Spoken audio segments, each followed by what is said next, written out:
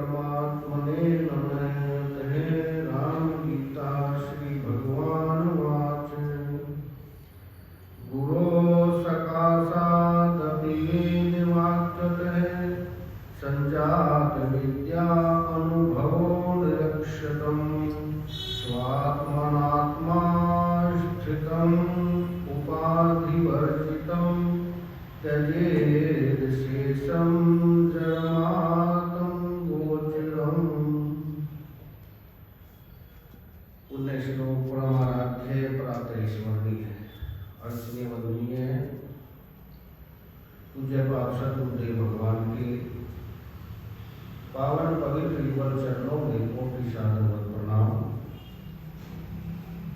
समुपस्थित गुरु भक्तों, श्रद्धामयी माताओं, बहनों तथा भगवान की असीम महती महान विशेष कृपा के फलस्वरूप हम सभी इस पावन पवित्र शुभ स्थल में बैठ करके राम गीता पर चिंतन कर रहे हैं। भगवान श्री राम लक्ष्मण जी को निमित्त बना करके हम सबको उपदेश करते हैं और बताते गुरु के समीप रहने से और वेद वाक्यों से आत्मज्ञान का अनुभव होने पर अपने हृदय उपाधि रहित आत्मा का साक्षात्कार करके आत्म रूप से प्रतीत होने वाले देह आदि संपूर्ण जड़ पदार्थों का त्याग कर देना चाहिए। और नहीं होता है तो पहले सेवा से अंतःकरण को शुद्ध करके भगवान की और गुरु की कृपा प्राप्त करनी चाहिए। सबसे पहले तो बता रहे हैं कि आत्मज्ञान की प्राप्ति आत्मलाभात् परम लाभम न विद्यते। आत्मज्ञानात् परम ज्ञानम न विद्यते। आत्मज्ञान के समान कोई ज्ञान नहीं, आत्मलाभ के समान कोई लाभ नहीं।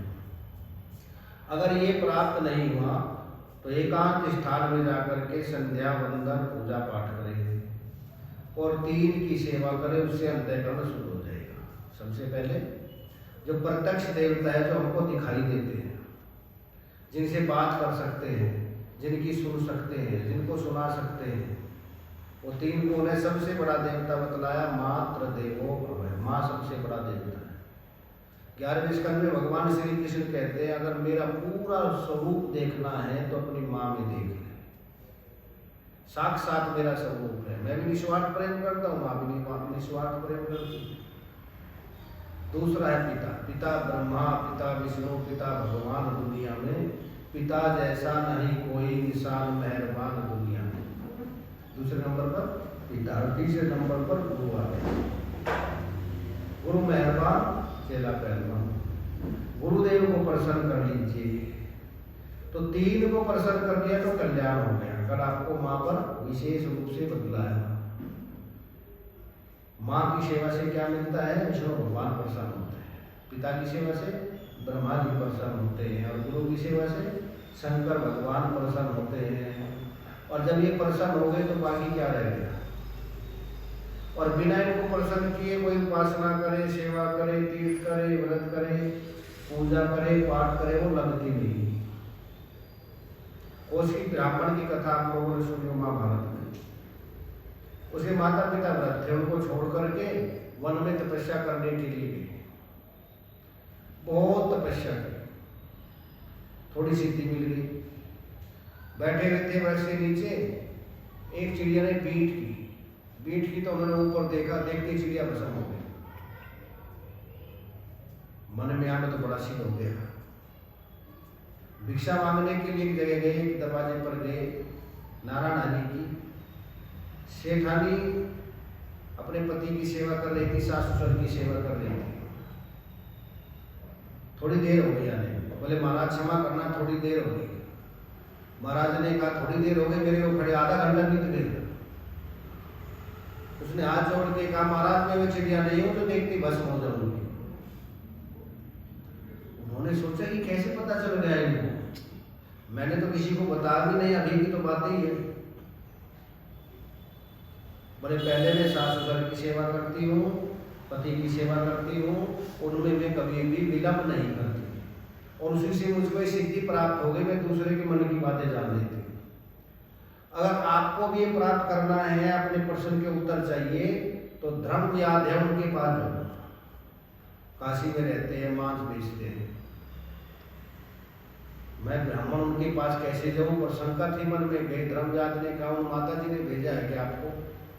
बोले हाँ उन्होंने भेजा है। बोले पहले अपने माता पिता की सेवा कीजिए, तभी तपस्या सफल होती है। मुझको देखो अपने घर ले गए, मैं पहले माता पिता को स्नान कराता हूँ, फिर स्नान करता हूँ, उनको भोजन कराता हूँ, तब भोजन करता हूँ। कभी मैंने माता पिता से पहले भोजन नहीं किया, ये मैंने व्रत लिया था। और रोज उनके चरण दबा करके सोता हूँ, उसी से मुझको ये घर बैठे बैठे सब तीर्थों का, व्रतों का, पूजा का, पाठ का फल मिल गया। तुम्हारी माता अंधी हो गई है और उनकी कोई सेवा करने वाला नहीं, तुम अकेले हो, जाके पहले उनकी सेवा करो, तब तुमको सिद्धि मिलेगी, तब तुमको ज्ञान की प्राप्ति होगी। वो सिख ब्राह्मण आए, आके उनकी सेवा की, तब उनको सिद्धि की प्राप्ति हुई। तो कहते हैं सेवा ऐसा मंत्र है सबका मन हर ले, परमेश्वर भी सेवा से मुख मांगा फल देते। और दूसरे नंबर पर आता है पिता की, और तीसरे नंबर पर गुरु को प्रसन्न कर लिया। गुरु प्रसन्न कैसे होंगे? गुरु जी को अपने अनुसार चलाएंगे, उनके अनुसार चले। सतगुरु वैद्य वचन विश्वासा, संयम यह न विषय की आशा। सदगुरु के वचन पर विश्वास हो, विचार नहीं करना चाहिए। हम विचार करना शुरू कर देते हैं कि ठीक है या नहीं है, बस वही गड़बड़ हो जाती है। और संयम यह न विषय की आशा, संयम यह विषयों की आशा ही ना करें। एक तो होता है ग्रहण करना, एक होता है आशा करना। आशा ही परमम दुखम, नैराश्यम ही परमम सुखम। किसी से आशा करना ही सबसे बड़ा दुख है, और किसी से कोई आशा न करना यही सबसे बड़ा सुख है। आशा की बच्चों से सेवा नहीं की तो दुख होता ही नहीं, और पहले आशा नहीं। यही पिंगला से शिक्षा ली थी अवधूत जी ने भागवत में। पिंगला गीत है ना, 3 गीत मुख्य है। 10वें स्कंद में 5 गीत है, रास पंचायत है, और उसमें 5 गीत आते हैं। सबसे पहले आता है वेणु गीत, प्रणय गीत, युगल गीत, गोपी गीत और भ्रमर गीत। 5 गीत है 10वें स्कंद में, और 3 गीत है मुख्य 11वें स्कंद में। पिंगला गीत, एल गीत और भिक्षु गीत। इनमें ज्ञान ही ज्ञान भरा हुआ है, वैराग्य। पिंगला ने देख करके गीत गाया, तभी अवधूत जी ने उनसे शिक्षा ली। आशा ही परमम दुखम, नैराश्यम ही परमम सुखम। किसी से कोई आशा न करना ही सबसे बड़ा सुख है, और आशा करना ही सबसे बड़ा दुख है। हम आशा ज्यादा लगा बैठते हैं संतान पर, और ज्यादा लगाई तो पूरी नहीं हुई तो दुखी होते हैं। जिसको आशा ही नहीं, पड़ोसियों से कोई आशा नहीं है तो उनका ना दुख व्याप्ता ना सुख व्याप्ता है। तो किसी से भी ज्यादा आशा मत करो, जो आशा करेंगे तो दुख मिलेगा। ये मैंने किससे सीखा? पिंगला वैश्या से सीखा। तो यहाँ पर भी कहते हैं अगर गुरु से क्या करे, संयम यह न विषय की आशा, संयम यह रखे विषयों की आशा ही न करे। क्योंकि महापुरुष भवरोग से अगर पार होना है, भवसागर से पार होना है, कलिबल अवतार, तुलसीदास जी कहते हैं उसका एक ही उपाय है। बोले हम ही भवसागर में थोड़े, महापुरुष भी तो भवसागर में। भव का मतलब आना जाना, पुनरपि जन्ना पुनरपि मरणम, पुनरपि जननी जठरे शयन। यही संसारे घन दुस्तारे, कृपा पाहि पार मुरारे। भज गोविंदम गोविंदम भज मूढ़ मते। बार बार आना, बार बार जाना। बोले आते जाते तो महापुरुष भी है, ये भी संसार में आते हैं जाते हैं, ये भी आते जाते हैं, हम भी आते जाते हैं। हमारे आने में इनके आने में अंतर क्या है? बोले बहुत बड़ा अंतर है। हम आते हैं रोग के कारण, और ये आते हैं रोगियों के कारण। जैसे डॉक्टर भी जाते हैं हॉस्पिटल में, और मरीज भी जाते हैं। मरीज किसी लिए जा रहे हैं? रोग के कारण। डॉक्टर लोग रोगी नहीं है, उनको ठीक करने के लिए जाते हैं। कितना अंतर रह गया। जेलर भी जाता है जेल में, और कैदी भी जाता है। कैदी जाता है कोई भी उसने गलत कार्य किया, और उनको अनुशासन में रखने के लिए जाते हैं। तो महापुरुष भी आते हैं, हमारे कारण आते हैं, रोग के कारण आते हैं, उनसे देखा नहीं जाता। संत हृदय नवनीत समाना, कहा कबीर पर कहा न जाना। संतों का हृदय मक्खन से ही मुलायम होता है। भगवान श्री राम कहते हैं कभी कहना तो चाहता है परंतु कह नहीं सकता। निज प्रताप ताप पड़ता है तब मक्खन पिघलता है। ये तो दूसरे के दुख इस पिघल जाते हैं, इनसे देखा नहीं जाता। और ये भी आ जाते हैं। जैसे कोई डूब रहा है ना पानी में और उसको देख नहीं सकते, एकदम पानी में छलांग लगा देता है उसको बचाने के लिए। तो इसीलिए कहते हैं जैसे भगवान भी इसीलिए आते हैं और महापुरुष भी इसीलिए आते हैं, उनको आने की कोई इच्छा नहीं है, बंधन नहीं है, पर वो हमारे कारण आते हैं। भगवान श्री कृष्ण छोटे से ही थे, 4-5 साल के। तो आज जल्दी उठ गए, देखा मैया कार्तिक का महीना चल रहा था और माता जी दीपक सजा रही है। पूछा मैया दीपक आज किसी ने सजा रही हो? कि बेटा यमुना जी पे जाते हैं, हम स्नान करते हैं कार्तिक हेमंते प्रथमे मासे, और वह पूजन करेंगे, अर्चन करेंगे, वंदन करेंगे, यमुना मैया में स्नान करेंगे। बोले मैया मैं भी चलूँगा। मैया ने मुस्कुरा के कहा कन्हैया छोड़ कब से पुजारी हो गई? बोले मैया अगर पुजारी पूजा करने लगे तो पुजारी नहीं हो सकता, मैं भी आज आपके साथ चलूँगा। कन्हैया को भी साथ लेके सब गोपियाँ इकट्ठी होकर के गई, तो सबने दीपक जलाए और स्नान किया। स्नान करके दीपक जला के यमुना मैया में दीपक पाते हैं ना, जय गंगा जी में पाते हैं। सबने कहा बैठ करके प्रार्थना करो यमुना मैया से, हे यमुना मैया हमारा कन्हैया स्वस्थ रहे, प्रसन्न रहे, कोई आपदा ना आए, कोई कष्ट ना आए। सब बैठ के भजन करना शुरू किया।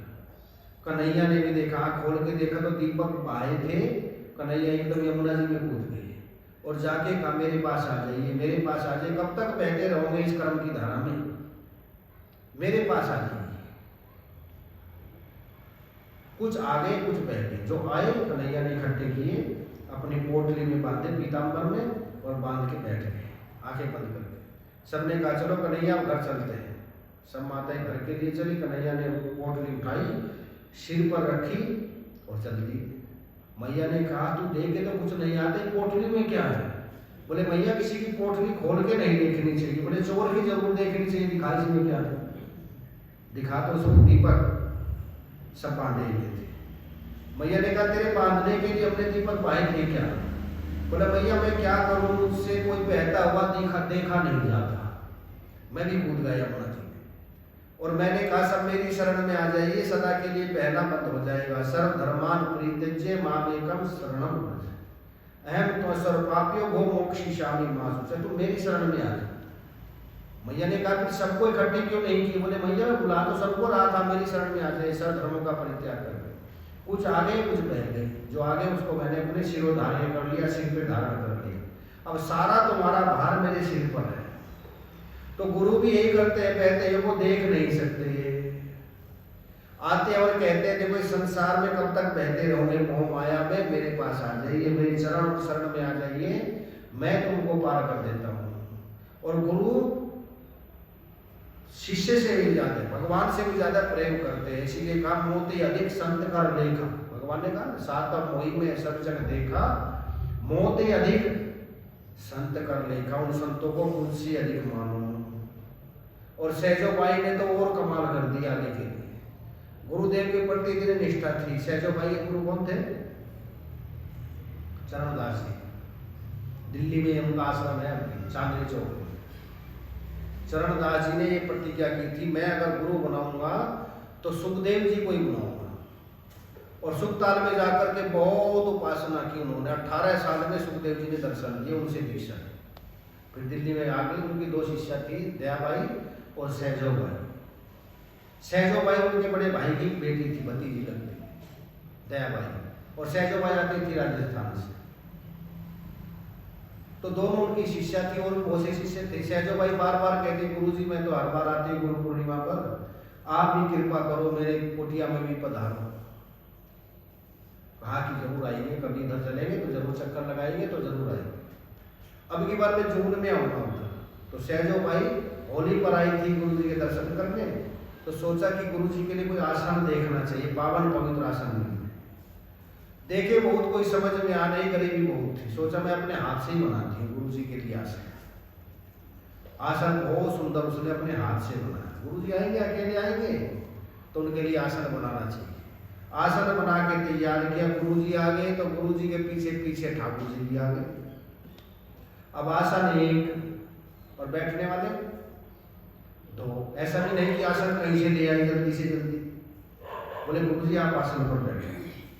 गुरु जी को बैठाया, ठाकुर जी खड़े हुए हैं। ठाकुर जी ने कहा मेरे लिए। बोले देखो गुरु जी को पहले महत्व देती हूँ, ठाकुर जी को महत्व बाद में है। आप तो दान से प्राप्त हुए, मेरे गुरु ने दान में दिए हैं, और जो दान में दिए जाता है वो महत्वपूर्ण होता है कि दान देने वाला महत्वपूर्ण होता है? आपको बाद में, पहले गुरु जी को लो, मैं दूध गर्म करके लाती हूँ, तब तक गुरु जी को पंखा कर दो। गर्मी थी ना, पंखा ठाकुर जी के हाथे पकड़ा, मेरे गुरु को पंखा करते दो। पंखा करते रहे, दूध लेके आई, ठाकुर जी ने कहा कमाल है, मुझको छोटा, मुझको बिसरा दिया और गुरु जी को बिसारा नहीं। तो सहजो भाई कहते हैं वहां पर, राम तजू पर गुरु ने बिसारू, गुरु के सब हरि को न निहार। आपका त्याग कर सकती हूँ परंतु गुरु जी का त्याग नहीं कर सकती, उनके समान में आपको कभी नहीं मान सकती। ठाकुर जी आपको चाहे बुरा लग जाए। राम तजू पर गुरु ने बिसारू, गुरु के सब हरि को न निहारू। क्यों नहीं निहारू बोले बताती हूँ। हरि ने जन्म दियो जग माही, और गुरु ने आवागमन सुधाई।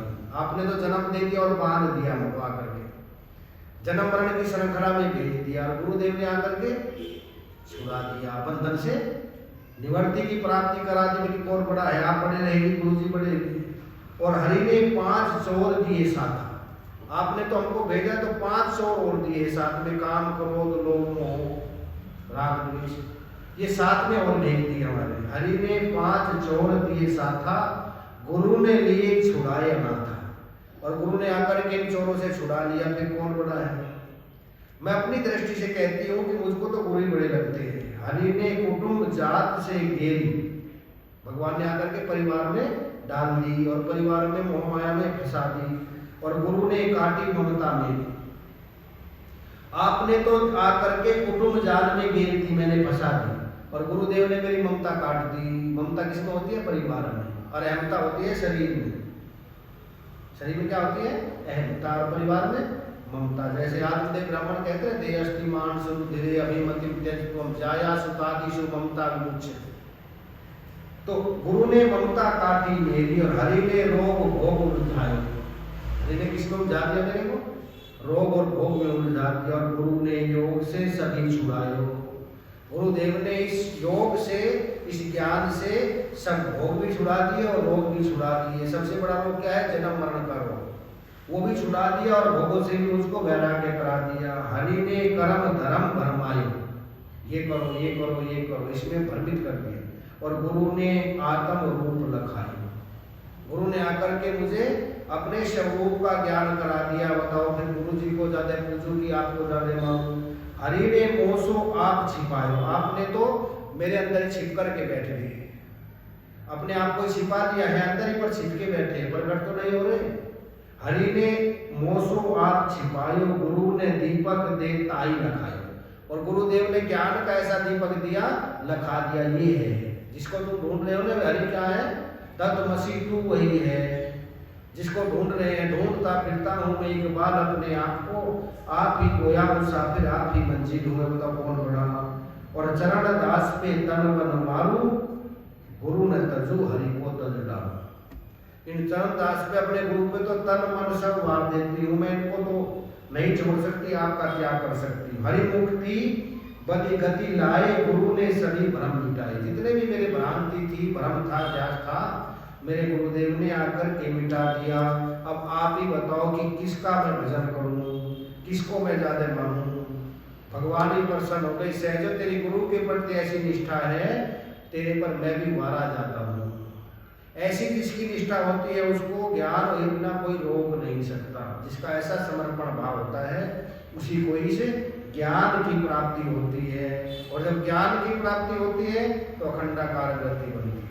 संसार में देखो दो कभी साथ नहीं छोड़ते, गुरु और भगवान साथ नहीं छोड़ते, माँ साथ नहीं छोड़ती। तो ये कहते हैं कि गुरुदेव ने साथ जिनका कोई नहीं है उनके होते हैं। तुलसीदास जी को सुना होगा, तुलसीदास जी का जन्म है तो मूल नक्षत्र में हुआ था। माँ मर गई, जो धाया थी पालती थी वो मर गई, नाना नानी साथ ले गए वे मर गए। फिर वापस गांव में पिताजी ने रखा, नहीं मैं तुझको नहीं रखूंगा, जो सकल सूरत देखता है वही मर जाता है। गली गली भटक रहे थे। एक सेठ जी की दुकान के पास गए, सेठ जी मुझको बड़ी भूख लगी है, थोड़ा भोजन तो दे। सेठ जी डंडा लेकर के आए। ये मूल नक्षत्र में पैदा हुआ है, जो इसका मुख देखेगा वही मर जाएगा।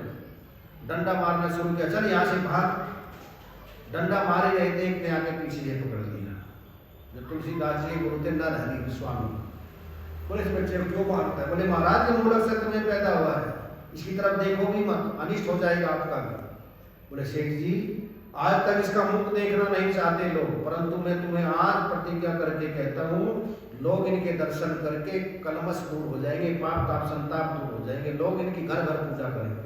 चल बेटा मेरे साथ, तेरा कोई नहीं, तेरे गुरु तेरे साथ में है। साथ लेके काशी जी ने पढ़ाया, और वे तुलसीदास जी देखो कितने बड़े महाज्ञानी। तो यहाँ पर ये कहते हैं कि महापुरुष कभी भी क्या तक कहा कि गुरु और संत कभी भी अहित नहीं कर सकते। देवता कभी सुख देते हैं, कभी दुख देते हैं, पर महापुरुष कभी दुख नहीं देते, सुख ही देते हैं। देवता दुख कैसे देते हैं? बहुत ज्यादा आंधी आ जाए, तूफान आ जाए, हवा सुख दे रही है और बहुत तेज आ जाए, दुख देती है। पानी सुख दे रहा है और बाढ़ आ जाए, प्रलय आ जाए, केदारनाथ में प्रलय आ गए, कितनी मर गए, लाखों आदमी मर गए, कभी दुख देते हैं। इंद्र देवता कभी सुख देते हैं, कभी ज्यादा बारिश हो जाती है, दुख देते हैं। पर संत ने किसी ने आज तक किसी को दुख दिया हो? सदा क्या देते हैं? सुख ही देते हैं। इसीलिए कहा है ऐसे महापुरुषों के चरण कमलों में जाइए हे लक्ष्मण, जब उनकी सेवा करेंगे, और सेवा से जो ज्ञान प्राप्त होता है, इसीलिए कहा तन करी बहुत सेवा विस्तारे, गुरु की आज्ञा कभी न टारे। जब ऐसी भावना होगी तो उन महापुरुषों के चरण कमलों में जाओ, तिष्ठत जागृत प्राप्त वराने होते, और उनकी सेवा करो। कैसा समर्पण भाव हो? जब ये समर्पण भाव होगा तभी प्राप्ति होगी। आपने सुना है ना पंजाब में राजा रणजीत सिंह जी, और 10वें गुरु है उनके गुरु गोविंद सिंह। गुरु गोविंद सिंह ने कहा देखो अब गुरु ग्रंथी होगा, कोई मनुष्य रूप में गुरु नहीं होगा, क्योंकि कलयुग का पहरा ज्यादा आ जाएगा, गुरु पद पर बैठने वाला कोई नहीं होगा। और मेरी भी कोई समाधि स्थल मत बनाना, अगर कोई बनाएगा तो उसका आगे वंश नहीं चलेगा, मैं ये उसको श्राप देता हूँ। गुरु जी तो अपने गुरु का ध्यान करते हैं, निर्वाण को प्राप्त हुए गुरु गोविंद सिंह। राजा रणजीत सिंह थे उस समय में, पंजाब के राजा। उन्होंने कहा गुरु जी का समाधि मंदिर बनाना शुरू करो। सबने कहा देखो गुरु जी ने कहा हमारा सिख धर्म, शिष्य का मतलब, शिष्य का मतलब ही सिख हो गया। शिष्य को क्या कहते हैं? सिख। हम शिष्य हैं गुरु जी के, और गुरु जी का आदेश ही भगवान का आदेश है हमारे यहाँ। और गुरु जी ने कहा उसका वंश नहीं चलेगा अगर कोई मेरा समाधि मंदिर बनाएगा। राजा रणजीत सिंह ने कहा मुझको ही मंजूर है। तुम नहीं जानते गुरु जी ने क्यों ऐसी शर्त रखी, मुझको मंजूर है, मेरे गुरु का नाम चले भले मेरा नाम न चले। बनाओ, बनाना शुरू किया, मंदिर बन के तैयार हो गया। गुरु ग्रंथ साहब रखा, पहला ही पाठ किया, तुरंत उनका बेटा मर गया। अब उनके लिए दो विकल्प है, बेटे के लिए आंसू बहाने जाए कि गुरु जी का पाठ चलने दे। बोला बेटे तो आते रहते जाते रहते, पाठ मत रोको। पाठ पूरा किया, और आज वो हमारे भारत का गौरव बढ़ा रहा है, जिसका नाम है स्वर्ण मंदिर। गुरु गोविंद सिंह की याद में वहां पर ये रखा उन्होंने। तो कहते हैं जब गुरु जी को ऐसा समर्पित हो गया, उसके सारे सवाल हल हो जाते हैं, उसकी कोई भ्रांति नहीं रहती, सारे दूर हो जाते हैं। गिरधारी लाल जब संपूर्ण काज और जो गुरु दृष्टि नरम करे, एक आत्मा सारे में दर्शे फिर ना द्वैत का भरम करे। एक आत्मा उसको सब जगह दिखाई देता है, और यही सवाल उसके मन में हर बार आता है, कृपा महसूस होती है, गुरु कृपा केवल। जब गुरु की ऐसी कृपा हो जाती है तो अपने आप में विराजमान हो जाता है। राग ठाकर कहता है मेरे सतगुरु हुए दयाल की मेरा हो गया, मेरे सतगुरु हुए दयाल की मेरा हो गई, मैनू ला दिया चरना नाम की मेरा हो गया, मैनू ला दिया हो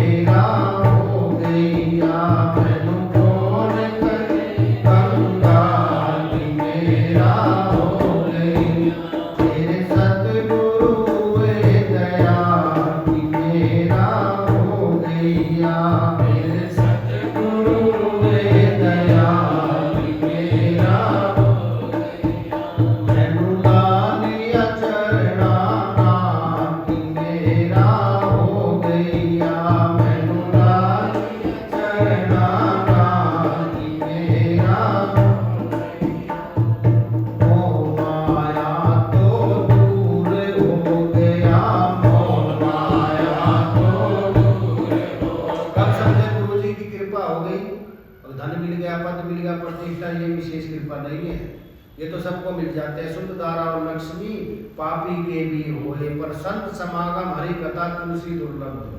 कब समझे गुरु जी की पूरी कृपा हुई?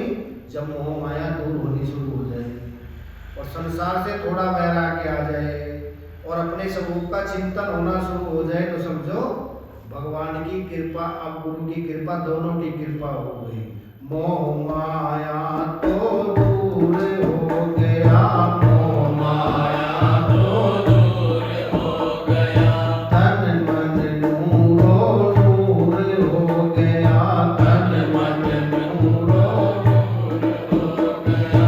मोह माया तो दूर हो गया, मोह माया तो दूर हो गया, तन मन नूरो नूर हो गया, तन मन नूरो। ऐसी ज्ञान की ज्योति कमान की मेरा हो गया, ऐसी ज्ञान की ज्योति कमान की मेरा हो गया। मेरे सतगुरु हुए दयाल की मेरा हो गया, मेरे सतगुरु हुए दयाल की मेरा हो गया।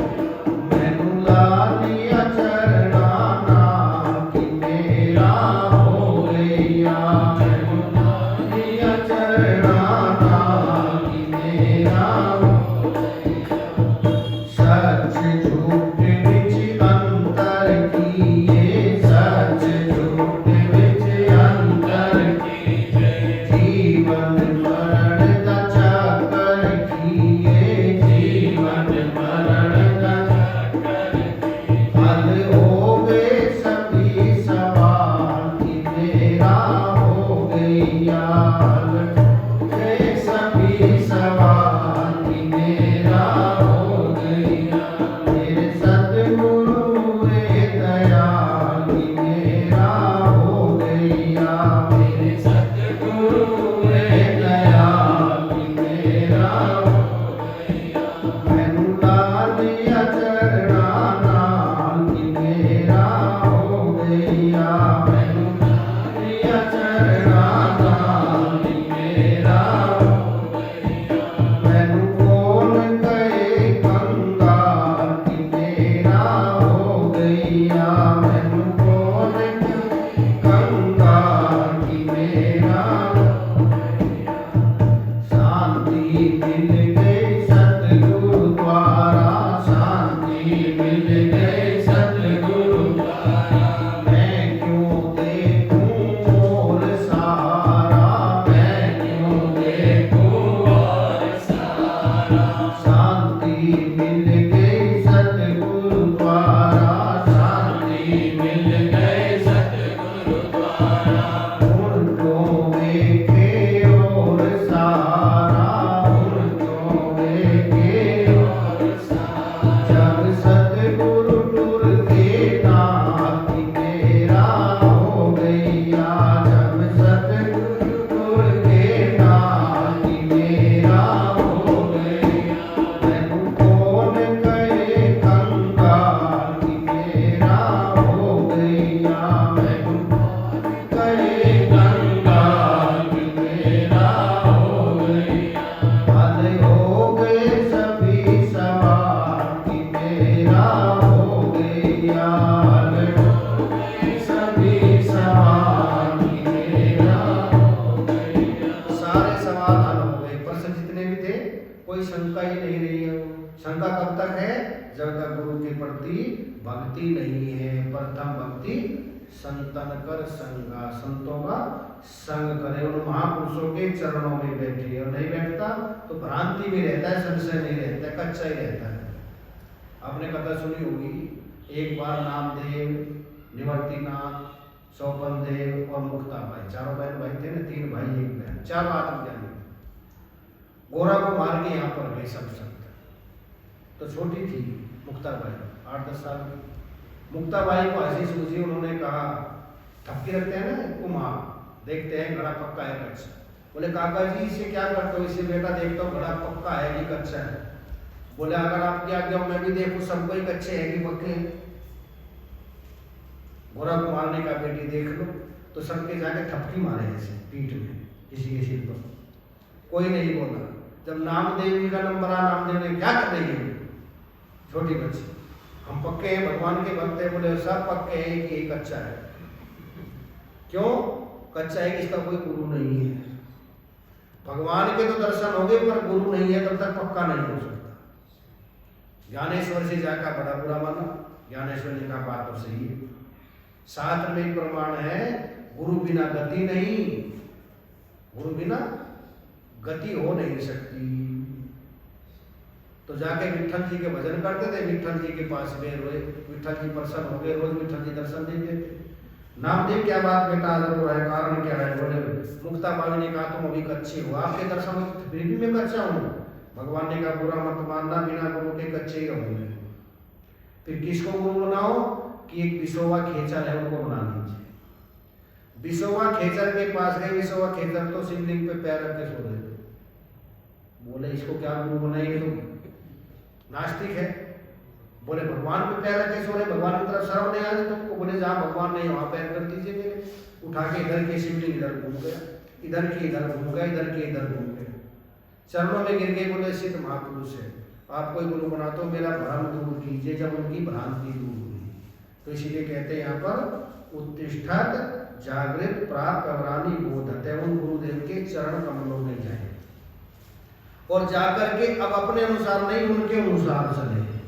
और जब वे बताएंगे अखंडाकार वृत्ति कैसे बनाए, एकांत स्थान में बैठ जाए, फिर जाकर के जैसे होता है उनके गुरु के अनुसार साधना। जैसे डॉक्टर लोग होते हैं ना, थोड़ी पढ़ते हैं तो डॉक्टर के अनुसार करते हैं, प्रैक्टिकल करते हैं तो अकेले को नहीं भेजते ऑपरेशन में, बड़े डॉक्टर के साथ जैसे वे कहते हैं उनके अनुसार चलते हैं अपने अनुसार। तो यहाँ पर भी किसी के अनुसार चले, साधना करें तो गुरु के सानिध्य में करनी चाहिए जब पूर्ण होती है। और हम अकेला करना शुरू कर देते हैं और भ्रांति आ जाती है। महर्षि रमन के पास में एक बार बटलर हुई अमेरिका के, वे आई साधना करना शुरू कर दिया उन्होंने जैसे गुरु जी ने बतलाया। बीच में कोई काम आ गया चले गए, तो वृत्ति उनके अखंडाकार तो बने पर लोग हो जाए। अब टेलीफोन भी नहीं थे, वहीं से ही चल करके आए महर्षि रमन के आश्रम में, तब उनकी जाके ग्रंथि हुई, उन्हीं गुरु के पास चल करके। तो इसीलिए जब गुरु के सानिध्य में करेंगे तो जहां पर कमी होगी एकदम तुरंत बताएंगे यहाँ से ये करो, और अपने आप करेंगे ब्रह्म ज्ञान को ब्रह्म ज्ञान समझ बैठेंगे और वहीं पर उलझ जाते हैं। इसलिए कहा गुरु के सानिध्य में बैठ करके उपनिषद उपासना की, जो माने समीप आसन माने बैठना। और ये भी चाहिए तो संसार में मिलता है, मुक्ति भी मिलती है, मुक्ति मिलती है। चार पदार्थ जो कोई चाहे संत जनों की शरण आए, ये भी मिल जाएगा। और संसार चाहिए तो भी मिल जाता है। आपने नीम करोड़ी बाबा सुना है ना, टीवी वीडियो में देख लेना, जो उनसे एप्पल वाला है ना, एप्पल वाला फोन, एप्पल वाला 6 महीने सेवा मेरे तो किसी काम में सफल नहीं हुआ। नैनीताल के पास है केची धाम उनका, यूट्यूब पे भी आप रिसर्च करोगे, नेट पे भी आ जाएगा।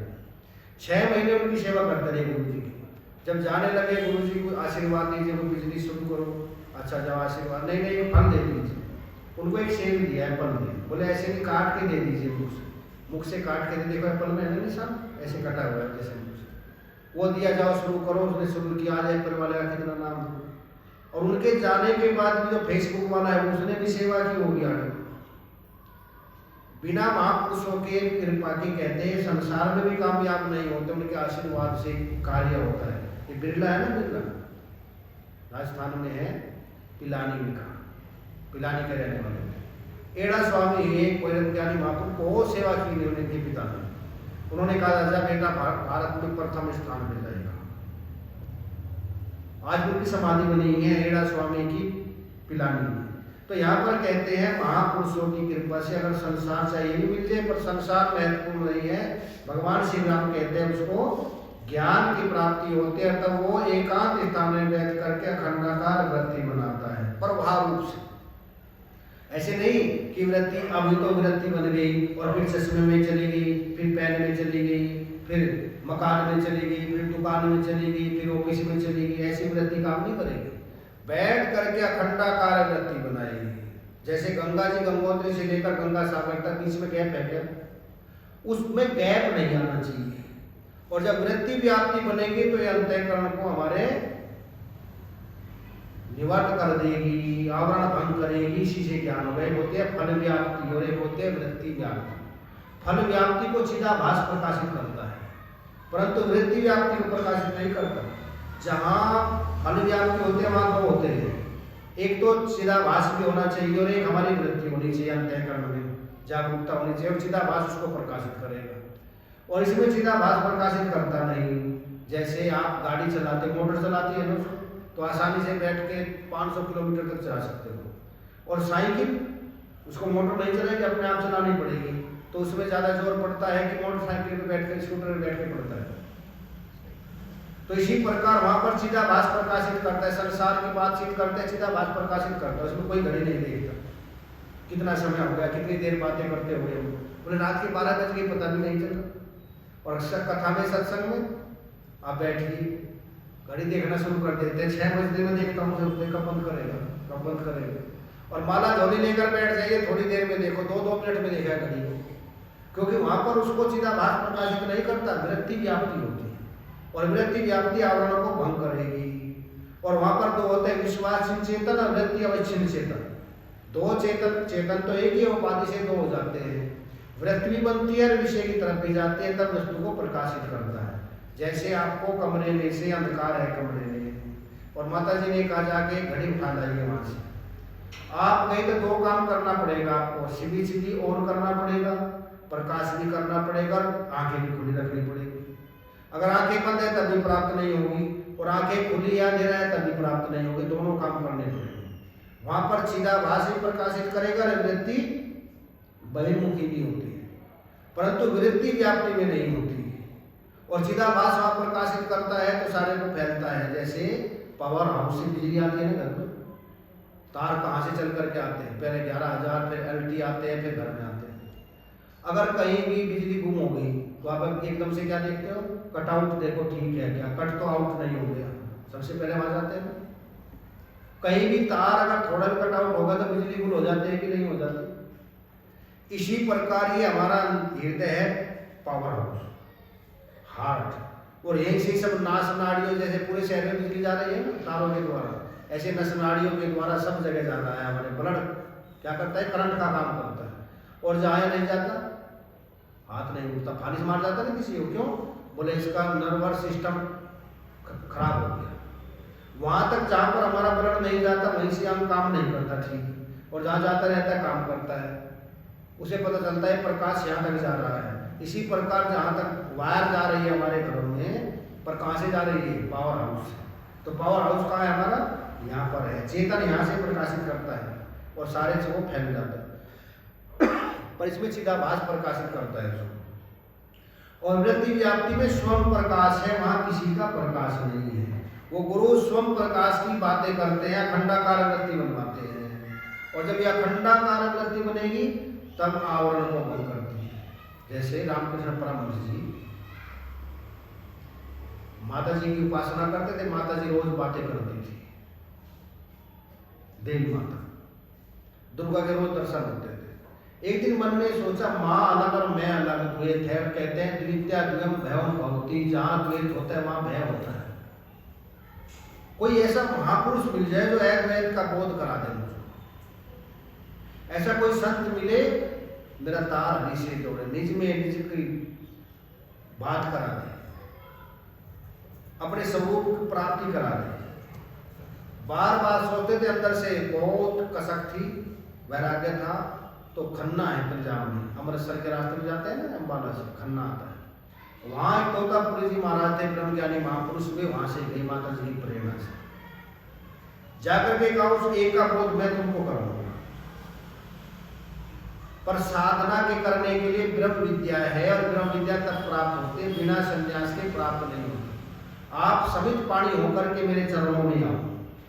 उन्होंने नहीं कहा कि मैं संन्यास नहीं लूंगा, बोले ठीक है मैं संन्यास ले लेता हूँ, संन्यास दे दीजिए, मुझको तो ब्रह्म ज्ञान प्राप्त करना है। तब उनको प्रेस मंत्रों के द्वारा संन्यास दिया तोतापुरी जी, अपर धमनी जी ने, क्योंकि ब्रह्म विद्या है। जब तक समित पाणी होकर गुरु के चरणों में नहीं आएंगे, समर्पण नहीं होगा, तब तक नहीं। समित पाणी का मतलब लकड़ी लेकर के, लकड़ी का अर्थ ये है कि मैं सूखा, जैसे लकड़ी सूखी है ना एकदम, आम की लकड़ी होती है वन में, ऐसा ही मैं सूखा हूँ, बस आपको तिल्ली दिखाने की आवश्यकता है।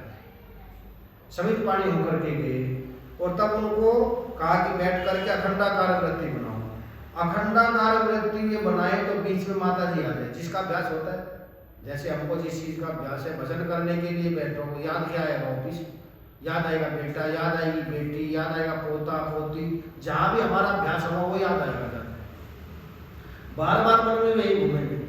तो माता जी का अभ्यास था, माता जी खड़ी हो गई सामने, बोले अखंडकार वृत्ति बन गई। बोले गुरु जी नहीं, माता जी सामने खड़ी हो जाती है। बोले एक तलवार लो और माता जी के टुकड़े कर दो काट करके। ख्याल की। बोले तलवार कहाँ से ले? बोले माता जी को कहाँ से लेकर के आए? माता जी भी ख्याल से आए, ख्याल की तलवार लीजिए, जब माता जी आए तो टुकड़े कर दीजिए। और मेरे पास बस आज का दिन है, फिर ऐसा गुरु तुझको वर्षों तक नहीं मिलेगा। फिर उन्होंने कोशिश की, फिर नहीं बनी। तोतापुरी जी ने एक बोतल पड़ी थी कांच की, तोड़ करके और यहाँ पर उनके एकदम से कांच को टुकड़े काट दिया। खून की धारा फूट पड़ी। बोले यहाँ ध्यान करो। और जब माता जी आए तो यहाँ ध्यान आए, माता जी आए तो एकदम टुकड़े कर दो। रामकृष्ण परमहंस जी ने हिम्मत की, फिर ऐसा गुरु करोड़ों वर्षों में मिलता है, फिर दोबारा मिलेगा, एक बार चूकना नहीं है। और उन्होंने माता जी का जब ख्याल आया, ख्याल से ही 2 टुकड़े कर दिए, समाधि लगे। 6 दिन में समाधि खुली। और जब समाधि खुली एकदम से का आखिरी बाधा भी गिर गई। जो आखिरी बाधा है द्वैत की थी वो भी गिर गई। अब मैं अपने स्वरूप में विराजमान हो गया। तो यहाँ पर भी कहते हैं ये गुरु के सानिध्य में ही जब करेंगे। अखंडाकार वृत्ति बन गई। और अखंडाकार वृत्ति क्या है? जैसे तेल धारावत। एक गिलास है, उस गिलास से दूसरे गिलास में आप तेल डालो तो दूसरी तरफ देखते हैं क्या? सीधी वहीं पर दृष्टि होती है। जैसे नोट गिनते समय वृत्ति बन जाती है, एक जगह लग जाती है, दूसरी जगह नहीं जाती। इसी प्रकार जब ये धारा प्रभाव रूप से बह जाएगी और ये धारा बनेगी, यही वृत्ति व्याप्ति आवरण को भंग करती है। इसलिए कहा मति न लखे यही मति लखे सो मैं सुध अपार। जो सुख नित्य प्रकाश विभू नाम रूप आधार, जो नाम रूप का आधार है, जिसको बुद्धि नहीं देखती, जो बुद्धि को प्रकाशित करता है, वो अपना स्वरूप है। पर वो मिलेगा कब? जब पूरी अखंडाकार वृत्ति बनेगी। जैसे घड़ा है, घड़े के नीचे दीपक जल रहा है, ये बल्ब जल रहा है और ऊपर से घड़ा आपने ढक दिया, बाहर प्रकाश आएगा क्या? प्रकाश तो पहले से ही है। हमको क्या करना है? डंडा मारो, घड़े को तोड़ दीजिए, प्रकाश करना नहीं पड़ेगा, प्रकाश पहले से ही है। तो ये बीच में आवरण आ गया है, गुरु उपदेश के द्वारा इस आवरण को हटा देते हैं। और स्वयं प्रकाश तो हम पहले से ही रही। यस्य भाषा सर्वविदम विभाति, जो सब प्रकाशों को प्रकाशित करने वाला है वो अपना आत्मा ही है। वही शुद्ध सच्चिदानंद ब्रह्म है। उसकी प्राप्ति के लिए क्या कीजिए? उन गुरु के पास जाए। वो अखंडाकार वृत्ति बनाएंगे और वृत्ति व्याप्ति बनेगी, आवरण भंग हो जाएगा। पानी पर जैसे सेवाल आ गया, काई, तो पानी को ढक लेते हैं ऊपर से। अब क्या करते हैं? उस पर आघात डालो, कुछ पत्थर मारो या कोई ईंट या पत्थर फेंको तो काई को तोड़ देता है, पानी के दर्शन हो जाते हैं। तो इसी प्रकार आप बताओ काई किसे प्रकट हुई? जल से ही प्रकट हुई, जल को ही ढक लिया। तो यह ज्ञान हमसे ही प्रकट हुआ है, हमको ढक लेता है। और महापुरुष ये पत्थर मारते हैं, ज्ञान का डंडा मारते हैं, काई को एक तरफ कर देते हैं और अपने आप में ही अपनी प्राप्ति हो जाती है। और जब कहता है मुझे तो मेरा घर मिल गया, मुझे अपने आप की प्राप्ति हो गई है। प्राप्त तो पहले से नित्य प्राप्ति प्राप्ति है और संसार नित्य निवर्त की निवर्ती है। पर जब गुरु मुख से सुनता है तब उसको कल्याण होता है। मानता तो है परमात्मा सब जगह है, पर पहचानता नहीं। जब तक पहचान नहीं होती तब तक आनंद नहीं आता। जाने बिन न होई प्रतीति, बिन प्रतीति होई नहीं प्रीति, प्रीति बिना नहीं भक्ति दिलाई, जिनी खगेश जल के चिकनाई। जानते तो है पर पहचान न हो तो आनंद नहीं आएगा। एक पहले मंगलनाथ जी मातृ है ऋषिकेश में, उन्होंने 2 पुस्तक लिखे, वीर विजय और विचार बिंदु, पंजाब सिंध क्षेत्र में। तो वे लाहौर से आ रहे थे ट्रेन में। एक आदमी सज्जन और बैठा था, उसने कहा स्वामी जी आप ऋषिकेश में मंगलनाथ जी का आश्रम जानते हो? बोले हाँ जानता हूँ। मंगलनाथ जी को पहचानते हो? क्या पहचानता हूँ। मुझको आश्रम में छोड़ दोगे? छोड़ दूंगा। मंगलनाथ जी से पूछ रहा था और दोनों 2 रात आते रहे, साथ साथ बातें करते रहे। मंगलनाथ जी ऋषिकेश में ले गए, मंगलनाथ का आश्रम है, वो बैठ गया जाकर। मंगलनाथ जी स्नान करे गंगा जी में आए और गद्दी पर बैठ गए अपने। एक से पूछा मंगलनाथ जी महात्मा कहाँ है? बोले जो गद्दी पे बैठे मंगलनाथ जी तो है। बोले यही मंगलनाथ जी है, तो 2 दिन से मेरे साथ आ रहे थे। चरणों में गिर के, गुरु जी आपने बता नहीं, मंगलनाथ जी आप ही है, बोले आपने पूछा नहीं तो बताता कैसे। आनंद आ गया आपके दर्शन करके, दर्शन तो 2 दिन से कर रहे थे, तब आनंद नहीं आया क्योंकि पहचान नहीं थी। और जब पता चल गया यही मंगलनाथ जी है, तो सदैव अपने स्वरूप में तो हम विराजमान है, सदैव अपने साथ है। पर जब गुरु बताते था तो मसीह तू वही है जिसको ढूंढ रहा है, जिसके लिए तू शांति चाहता है वो तू वही है। तू सब प्रकाशों का प्रकाश, स्वयं प्रकाश तू वही है। नर तू ब्रह्म स्वरूप है, अपना रूप पहचान, अपने आप को ठीक ठीक जान। और श्रुति वाक्यों से बताते हैं तब समझ में आता है कि मैं ही मैं हूँ, यहाँ गैर का कोई काम नहीं। जाते मुतलक में मेरे रूप नहीं और नाम नहीं, मैं नाम रूप से अछूता सदा था, हूँ और सदा ही रहूंगा। और जब अपने आप में देखता है तो मस्ती की छानता है और तभी कहता है मुझे तो मेरी प्राप्ति हो गई है, मैं तो अपने आप में आ गया है। तो आँख खुल जाती है, कौन सी आँख? ज्ञान चक्षु उत्क्रामंतम हितम वापी भुंजानम वा गुणान्वितम विमूढ़ा नाम पश्यन्ति पश्यन्ति ज्ञान चक्षु। 15वां अध्याय में है, पश्यन्ति ज्ञान चक्षु बोल देते हैं महापुरुष। और जब ज्ञान के चक्षु खुलते हैं तब ठीक पता चल जाए। 2 ही खोल सकते हैं चक्षु, तीसरा कोई नहीं खोल सकता, परमात्मा या महात्मा। गीता जी में आप देखो अर्जुन के चक्षु किसने खोले? दिव्यम ददामि ते चक्षु, मैं तुमको दिव्य चक्षु देता हूँ, इनसे मुझको देखो। अब ठाकुर जी शरीर से तो दिखाई दे रही है उनको, पर शरीर से नहीं माना उनको। और जब दिव्य चक्षु ने जब देखा तो भगवान ने अर्जुन के खोले और महात्मा ने किसके खोले? संजय को किसी ने दी? व्यास प्रसाद आज छितवा, व्यास जी कृपा से मुझको दिव्य चक्षु मिले। मैं पहले ही घोषणा करता हूँ, युद्ध समाप्त भी नहीं हुआ, शुरू भी नहीं हुआ, तभी कहते हैं यत्र योगेश्वर है कृष्णो यत्र पार्थो धनुर्धर। जहाँ भगवान श्री कृष्ण है, जहाँ अर्जुन है, वही विजय हो। मैं पहले ही घोषणा कर देता हूँ। किसने दी? या तो महात्मा दे सकता है या परमात्मा, तीसरा कोई नहीं दे सकता। वो चक्षु कौन से है? हृदय में खुलते हैं। ये एक चक्षु नहीं है, वो हृदय के चक्षु खुलते हैं तब दुनिया को देखो। इन आंखों से देखते हैं तो मोह माया में फंस जाते हैं। और जब हृदय की आंख खुल जाती है, तीसरा नेत्र, शंकर भगवान कौन सा नेत्र बोलते हैं? तीसरे नेत्र से जब संसार को देखते हैं तब समझ में आता है ब्रह्म सत्यम जगत मिथ्या। तो महाराज जी भी कहते हैं देखो दुनिया को नैन हृदय के खोलो, देखो दुनिया को नैन हृदय के खोलो। सार जो दुनिया में किसको मीत टटोलो, सार जो दुनिया में किसको मीत टटोलो। देखो दुनिया को नैन हृदय के खोलो, देखो दुनिया नैन हृदय के खोल के मेरे साथ अब देखो, टटोलो। इसमें क्या सार मिला है? असार में सार कहाँ से मिलेगा? बोले सार देखने चले तो कहाँ से देखो? पहले अपने शरीर से देखो। देह तुम्हारी छीन हो रही, बोलो सत्य क्या है प्यारे। देह तुम्हारी छीन हो रही, बोलो सत्य क्या है प्यारे।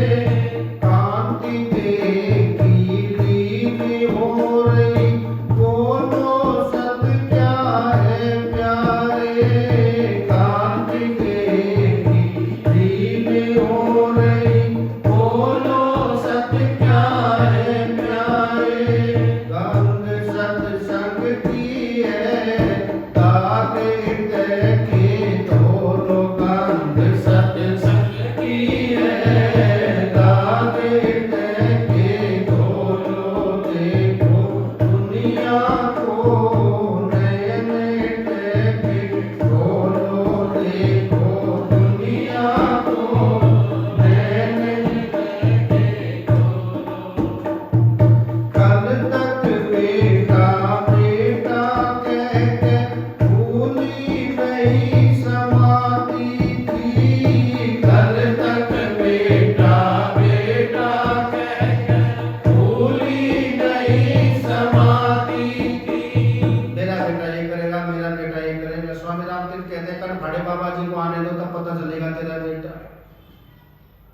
कई बार सुना होगा ना, बेटा बेटा मत कर सासू, अब तेरा बेटा मेरा है। जब तक बेटा दूध पिया था तब तक बेटा तेरा है, अब तेरा बेटा ऑफिस जावे, अब तेरा बेटा मेरा है। बेटा बेटा मत कर सास, अब तेरा बेटा मेरा है। कल तक बेटा बेटा कह के भूली नहीं समाती थी, कल तक बेटा बेटा कह के भूली नहीं समाती थी। आज कहाँ है जननी तेरी जिससे ठंडी छाती थी, आज कहाँ है जननी तेरी जिससे ठंडी छाती थी। पिता भी चला गया बुद्धि तराजू तोलो, पिता भी चला गया बुद्धि तराजू तोलो। देखो दुनिया को नए नए तरीके खोलो, देखो दुनिया को नए नए तरीके खोलो। सार जो दुनिया में उसको मित्र टटोलो, सार जो दुनिया में उसको मित्र टटोलो। सपने की माया है दिखे, काम चलेगा कभी नहीं। सपने की माया है दिखे, काम चलेगा कभी नहीं। काल बलि का चक्कर चालू, ये टलेगा कभी नहीं। काल बलि चक्कर चालू, ये टलेगा कभी नहीं। सार को समझ दो, इधर उधर मत डोलो, सार को समझ दो, इधर उधर मत डोलो। देखो दुनिया को नए नए तरीके खोलो, देखो दुनिया को नए नए तरीके खोलो। जन्म मरण की लीला से क्या छके नहीं हो अब तक भी, जन्म मरण की लीला से क्या छके नहीं हो अब तक भी। चलते चलते चले आ रहे, थके नहीं हो अब तक भी। चलते चलते चले आ रहे, थके नहीं हो अब तक भी। निर्गुण सेज बिछी है सोलो मत बोलो, निर्गुण सेज बिछी है सोलो मत बोलो। देखो दुनिया को नए नए तरीके खोलो, देखो दुनिया को नए नए तरीके खोलो। सार जो दुनिया में उसको मित्र टटोलो, सार जो दुनिया में उसको मित्र टटोलो। जब गुरु के सानिध्य में साधना शुरू करते हैं, भगवान कहते हैं तभी अपने आप की प्राप्ति होती है। क्या क्या साधना